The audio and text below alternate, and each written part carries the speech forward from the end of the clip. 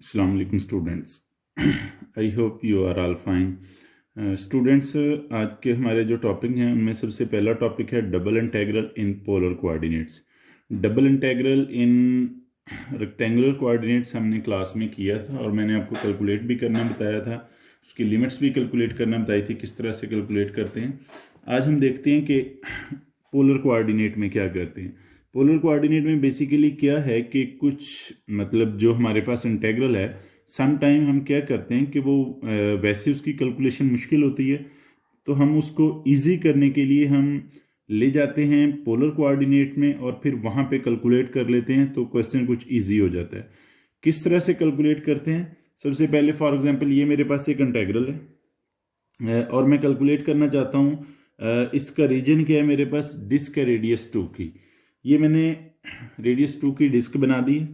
अब इसमें मैं ट्रांसफॉर्मेशन लगाऊंगा x equal to R cos theta, y equal to R sine theta, और इसका जो मेरे पास जैकोबियन आएगा, जैकोबियन क्या है, हम पार्शियल डेरिवेटिव ले लेते हैं और उसका डिटर्मिनेंट ये मैंने कैलकुलेट किया, ये r के इक्वल आता है। तो अब जो पोलर कोऑर्डिनेट में जो रिलेशन हमारे पास dx dy है वो इक्वल होता है r dr d थीटा के।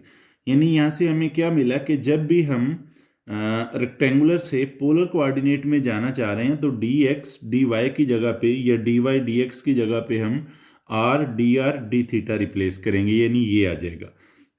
सेकंड, अब इसमें और दो चीज़ें आ रही हैं, एक तो आ रहा है r रेडियस, तो देख लेंगे हम कितना रेडियस है। फॉर एग्जांपल जैसे ये डिस्क थी तो इसका रेडियस 2 है, तो मतलब हमारे रेडियस की लिमिट r की लिमिट 0 to 2 होगी क्योंकि ये 2 रेडियस की डिस्क है।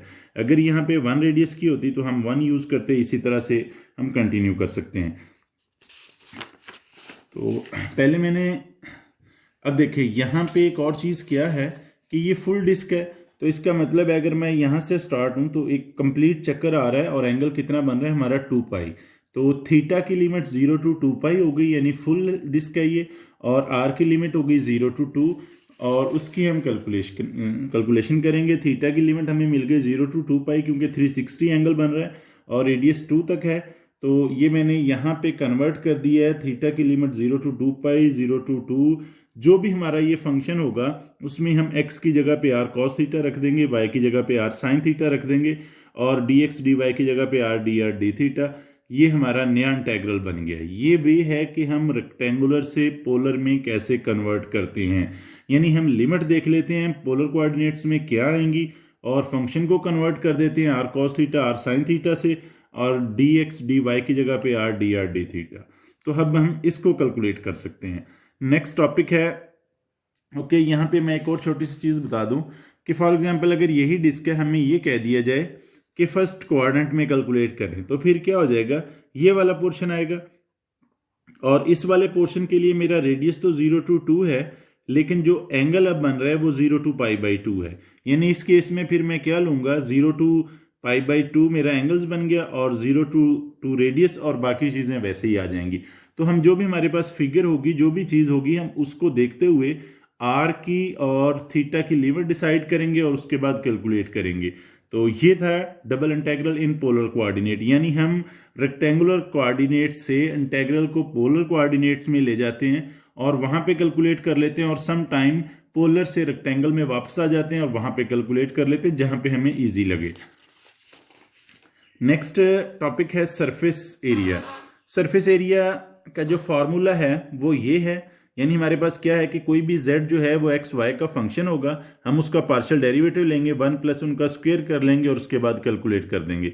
फॉर एग्जांपल ये फंक्शन था z is equal to X Y, तो मैं सरफेस एरिया कैलकुलेट करना चाहता हूं तो पहले मैं इसके पार्शियल डेरिवेटिव लूंगा with respect to X Y, और मैंने ये कैलकुलेट कर लिया। अब क्योंकि यहाँ पे गिवन था कि डिस्क है जिसका रेडियस 2 है, तो बेटर है मैं अगर इसको पोलर में ले जाऊं। तो पोलर के लिए देखें मैंने क्या किया, ये मेरे पास आ रहा था, यहाँ पे क्या बनना था, ये एरिया था और 1 plus x square plus y square, तो x square plus y square d Y D x और x square plus y square is equal to r square, मैंने ये रिप्लेस कर दिया, तो 1 प्लस आर स्क्वेयर और डी वाई डी एक्स की जगह पे are d r D theta, बाकी लिमिट्स जो भी डिस्क की बन रही थी वो लगा के ये सारा कैलकुलेट किया हुआ है।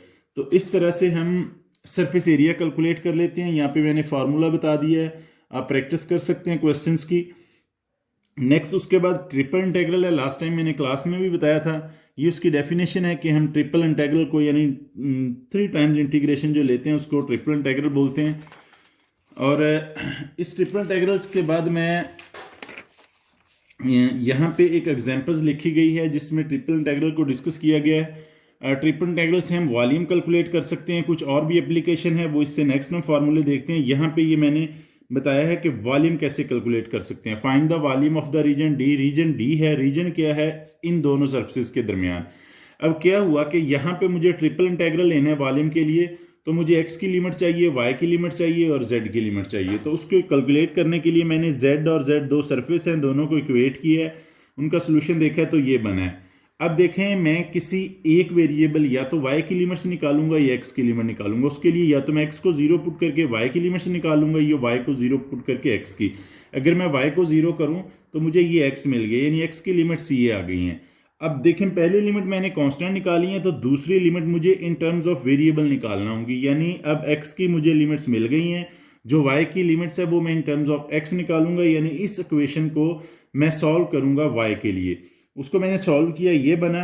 अब क्या मेरे पास लिमिट्स आ गई हैं -2 to 2, ये y नेगेटिव से पॉजिटिव, और z जो हमें गिवन था लोअर सरफेस टू अपर, ये छोटी सरफेस थी ये बड़ी सरफेस थी, उसको हमने नीचे रखा और ऊपर। अब इसको हम कैलकुलेट कर लेंगे तो ये हमें देगा वॉल्यूम। तो इस तरह से आप इसको कैलकुलेट कर सकते हैं, आपने इसको ट्राई करना है कैलकुलेट करके।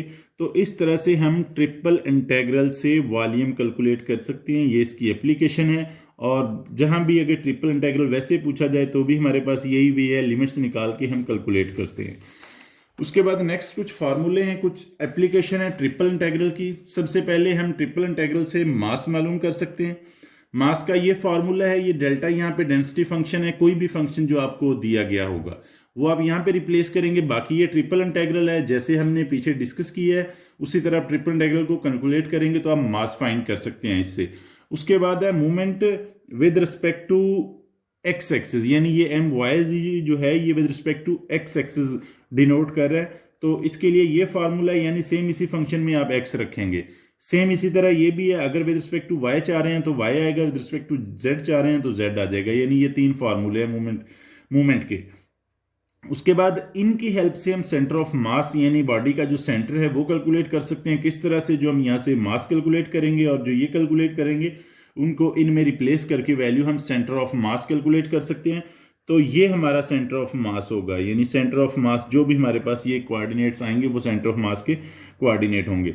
उसके बाद है movement of inertia with respect to, अगर आप एक्स देखना चाहें तो उसके लिए ये फार्मूला है, ये विद रिस्पेक्ट टू वाई है, ये विद रिस्पेक्ट टू जेड है। ये सारी की सारी एप्लीकेशन है ट्रिपल इंटेग्रल की। देखिए फार्मूले मैंने यहाँ पे लिख दिए, बाकी रही बात ट्रिपल इंटेग्रल की तो वो सेम जैसे हमने पहले डिस्कस किया है उसी तरह से हम लिमिट्स कैलकुलेट करके और उसको कैलकुलेट करके हम इनको यूज कर सकते हैं। नेक्स्ट टॉपिक है ट्रिपल इंटेग्रल इन सिलेंड्रिकल कोऑर्डिनेट। सिलेंड्रिकल कोऑर्डिनेट में हम क्या कहते हैं कि ये वही है जैसे पोलर कोऑर्डिनेट थे, यानी हम एक्स और वाई को चेंज कर देते हैं और जेड एज इट इज रहने देते हैं। Sorry, z is equal to r नहीं, z is equal to z आएगा यहाँ पे। तो जेड को वैसे ही रहने देना, एक्स और वाई को पहले जैसे पोलर किया है वैसे ही हम कन्वर्ट कर देंगे।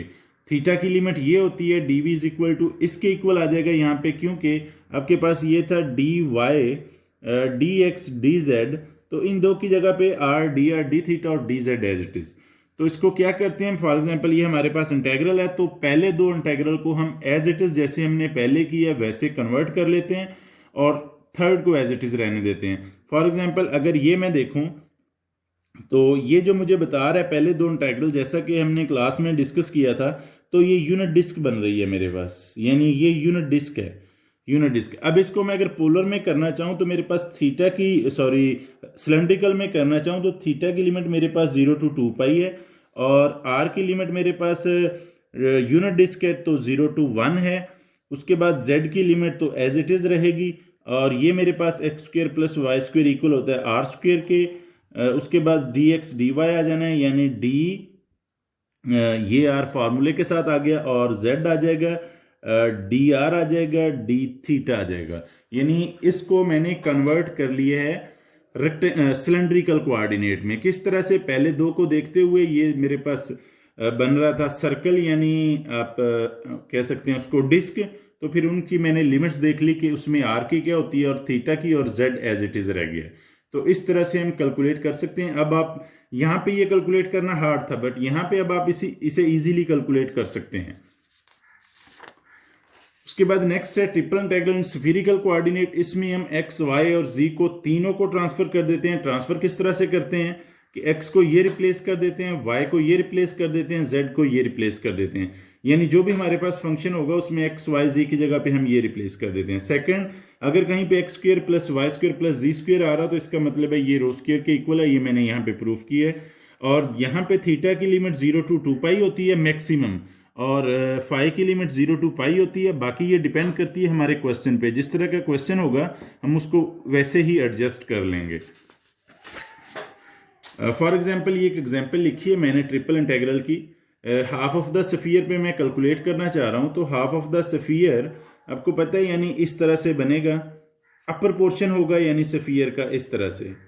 तो अब अगर मैं इसमें कैलकुलेट करना चाहूं, देखिए फुल लिमिट थी मेरे पास 0 to 2 पाई और 0 to पाई। अब अगर अपर हाफ स्फीयर की बात हो रही है तो इसका मतलब ये हुआ मेरे पास लिमिट जो है वो 0 to पाई हो जाएगी, क्योंकि हाफ स्फीयर तो कट हो गया। और सेकंड के लिए मेरे पास 0 to पाई थी, वो अब 0 to पाई बाई 2 हो जाएगी। और क्योंकि उसने कह दिया ये स्फीयर है तो इसका रेडियस 2 है, तो इसकी लिमिट बन जाएगी 0 to 2 और z अब हमने यहाँ पे क्या किया था, रो कॉस फाई से रिप्लेस किया था, तो उसको हम लिख देंगे रो कॉस फाई। और उसके बाद जो नेक्स्ट आना है, जो डी वी आना है, वो इसमें इक्वल होता है रो स्क्वायर साइन फाई के। साइन फाई के अब ये बन जाएगा D rho D phi D theta, यानी ये आप कह लें कि D x D Y D Z को जब हम, जैसे हमने वहां पे आर निकाला है, जब आप इसका जकोबियन निकालेंगे तो आपके पास इसका आंसर आना है R square sine phi D phi D theta. ये मैंने यहाँ पे वैल्यूज रिप्लेस की हैं। अब आप इसको इजीली कैलकुलेट कर सकते हैं। फॉर एग्जांपल 0 to पाई आ गया, 0 to पाई बाई 2 आ गया। अब रो यहाँ पे 2 ये है और 1 ये 3 है, तो रो जब हम इंटीग्रेट करेंगे 4/4 0 to 2 sine phi cos phi D phi D theta. तो पहली इंटीग्रेशन हमें मिल गई है। अब इसके बाद बाकी आप 2 इंटीग्रेशन कर सकते हैं, हमने काफ़ी प्रैक्टिस की थी लास्ट टाइम क्लास में। तो इस तरह से हम स्फीरिकल कोऑर्डिनेट में भी ट्रिपल इंटीग्रल को लेके जा सकते हैं। किस तरह से, एक्स को हम रिप्लेस कर देंगे rho sine phi cos theta से, वाई को रिप्लेस कर देंगे rho sine phi sine theta से, और जी को रिप्लेस कर देंगे रो कॉस फाई से, और D x D Y Z को आर स्क्वायर साइन फाई से, सॉरी आर स्क्वायर नहीं रो स्क्वायर साइन फाई से। और ये जब इंटीग्रल हमारे पास कन्वर्ट हो जाएगा फिर हम उसको इजीली कैलकुलेट कर सकते हैं। बाकी रही बात इसकी लिमिट्स की, तो ये डिपेंड्स करता है आपके पास क्या सरफेस गिवन है। फॉर एग्जांपल अगर इसी में मैं कह दूं कि फर्स्ट ऑक्टेन में आपने देखना है स्फीयर को, यानी पहले क्वाड्रेंट में देखना है, तो फिर लिमिट्स क्या बनेगी, यानी सिर्फ ये आएगा। तो उसके लिए हमारे पास लिमिट्स होंगी थीटा की 0 to पाई बाई 2, फाई की लिमिट 0 to पाई बाई 4 हो जाएगी, एंड सो ऑन। आर की लिमिट्स तो वही रहेगी। तो इस तरह से हम अपने रीजन को देखते हुए लिमिट देखते हैं कि क्या आएंगी और फिर उसको हम कैलकुलेट कर सकते हैं। तो इस तरह से हम किसी भी इंटीग्रल को स्फीरिकल में कन्वर्ट करके फिर कन्वर्ट कर सकते हैं। फर्दर स्टूडेंट्स, इस लेक्चर की वीडियो से पीडीएफ से आपने ये चीज़ें अंडरस्टैंड करनी है। अगर कोई भी क्वेश्चन हो तो आप मुझसे अभी पूछ सकते हैं, कल क्लास भी है उसमें पूछ सकते हैं। यानी उसके लिए ये है कि आप इन चीज़ों को देख लें, जो भी आपके क्वेश्चन हो आप क्लास में पूछ सकते हैं, या स्टूडेंट्स कोई अभी पूछना चाहे वो भी पूछ सकता है। कोई क्वेश्चन आप करना चाहें वो कर सकते हैं, कोई क्वेश्चन कैलकुलेट करना चाहें वो क्वेश्चन कैलकुलेट करवा सकते हैं। Thank you very much.